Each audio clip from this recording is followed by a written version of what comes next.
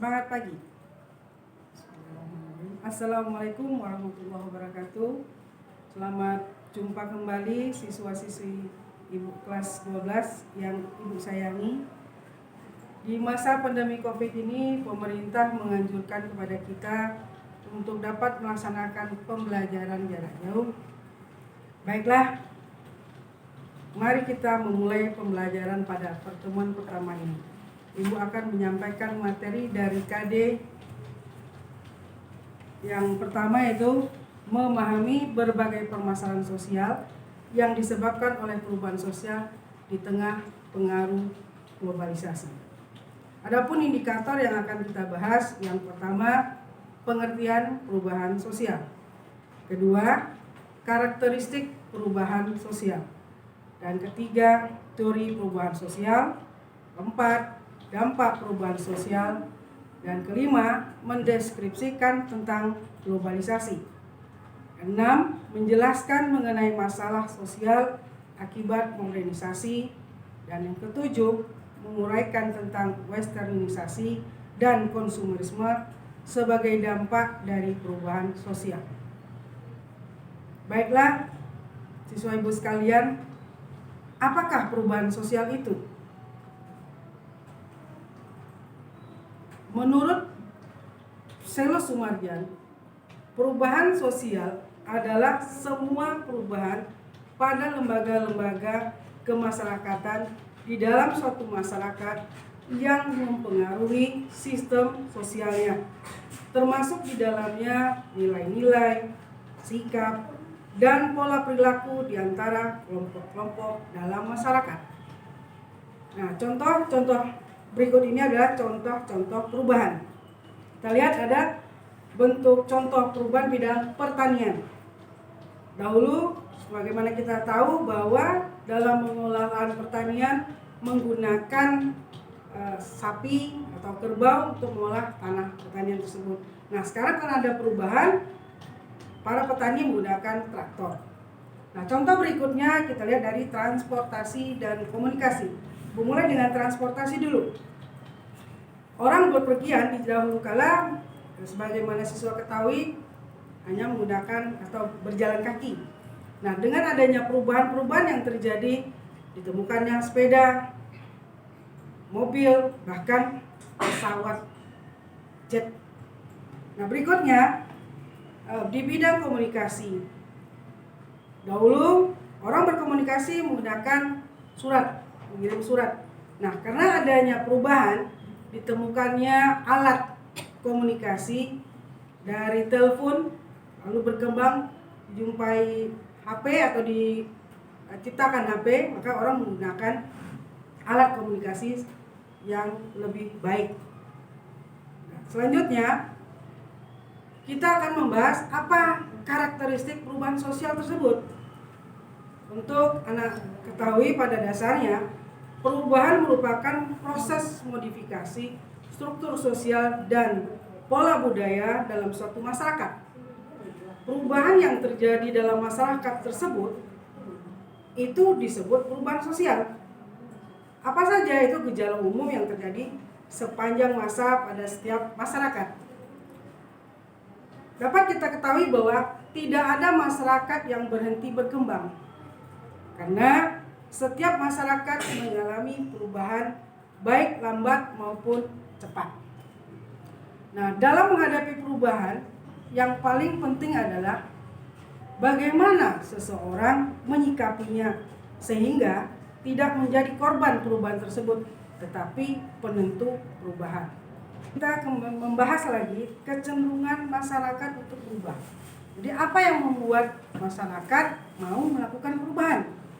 Nah, menurut anak-anak ibu apa saja? Baiklah, ibu sampaikan di sini. Kecenderungan masyarakat untuk berubah yang pertama itu karena rasa tidak puas terhadap situasi yang ada. Yang kedua, banyaknya kesulitan yang dihadapi yang memungkinkan manusia mencari cara untuk mengatasinya secara langsung. Dan yang ketiga, kesadaran akan kekurangan-kekurangan dalam kebudayaan sendiri. Keempat, adanya usaha masyarakat untuk menyesuaikan diri dengan keperluan keadaan dan kondisi yang sejalan dengan pertumbuhan masyarakat tersebut. Nah, selanjutnya kita lihat faktor apa penyebab perubahan atau faktor penyebab perubahan sosial itu. Nah, siswa ibu sekalian, faktor penyebab perubahan itu dibagi dua. Yang pertama itu faktor internal dan yang kedua faktor eksternal. Nah, ibu akan membahas faktor internalnya dahulu. Faktor internal itu karena bertambah atau berkurangnya penduduk. Nah, bertambah berkurangnya penduduk ini dapat mempengaruhi terjadinya perubahan sosial di dalam masyarakat.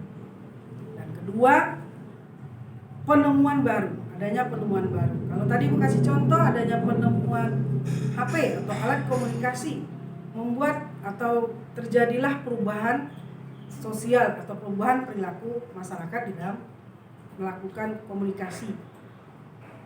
Yang ketiga, pertentangan masyarakat atau dapat dikatakan sini konflik yang terjadi dalam masyarakat itu juga dapat atau mampu menyebabkan terjadinya perubahan sosial di masyarakat tersebut. Dan selanjutnya ada revolusi atau terjadinya pemberontakan di dalam masyarakat. Nah, itu yang faktor internal. Mari kita lanjutkan untuk memahami faktor eksternal. Nah, adapun faktor eksternal itu dapat diakibatkan oleh lingkungan fisik yang ada di sekitar manusia. Lingkungan fisik. Yang kedua, adanya peperangan, dan ketiga, pengaruh kebudayaan lain atau kebudayaan dari luar.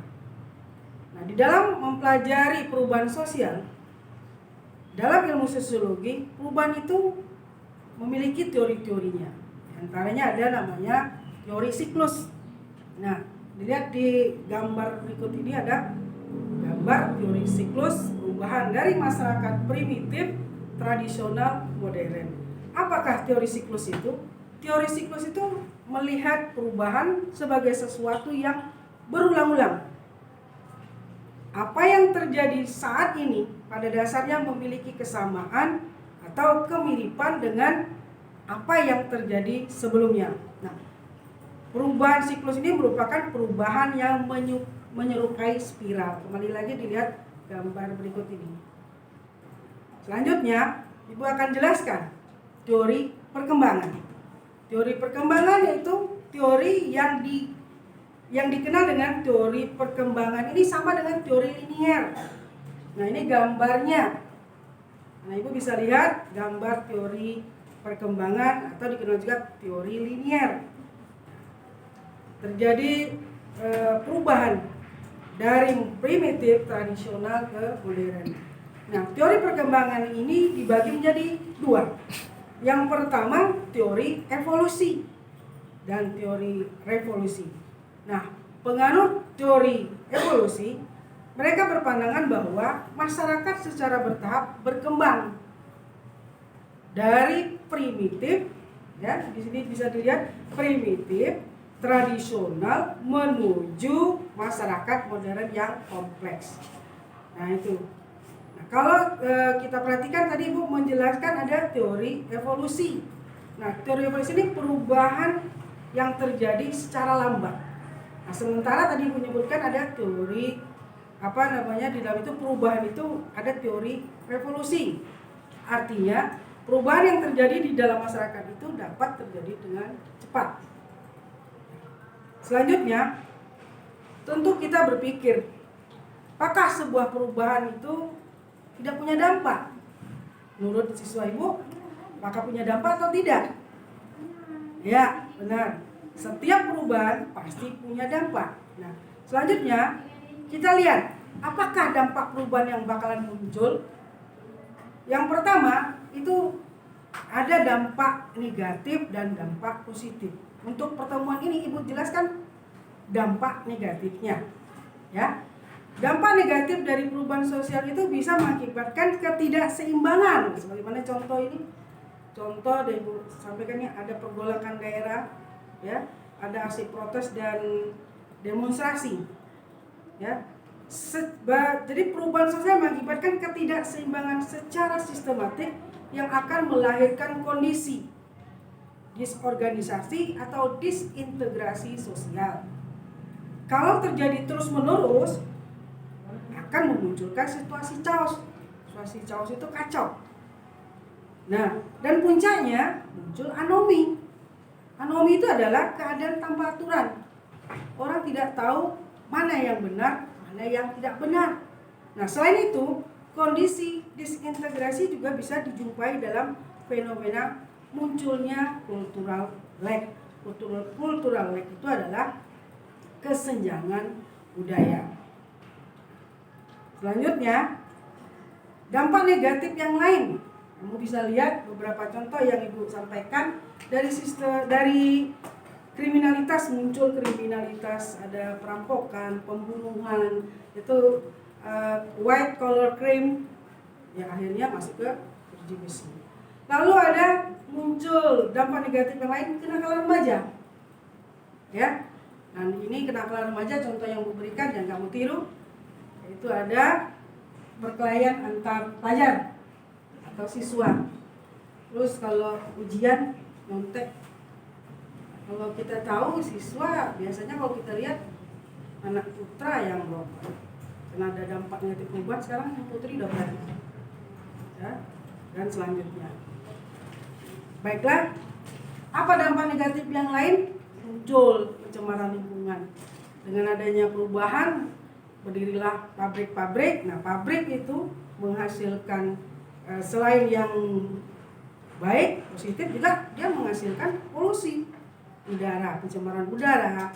Limbah yang dibuang jika tidak dikelola dengan benar, maka dibuang ke sungai atau ke laut, maka terjadi seperti contoh berikut ini, pencemaran lingkungan. Ya, selanjutnya ada penebangan hutan, juga dapat mengakibatkan terjadinya atau munculnya dampak negatif dari perubahan. Oke, selanjutnya terakhir ada dampak positif perubahan sosial. Dampak positif perubahan sosial itu munculnya modernisasi, ya, terjadi perubahan dan perkembangan modernisasi dan globalisasi. Untuk materi modernisasi dan globalisasi, insya Allah akan Ibu sampaikan dalam pertemuan yang berikutnya, karena untuk materi ini perlu Ibu bahas atau kita bahas bersama secara rinci.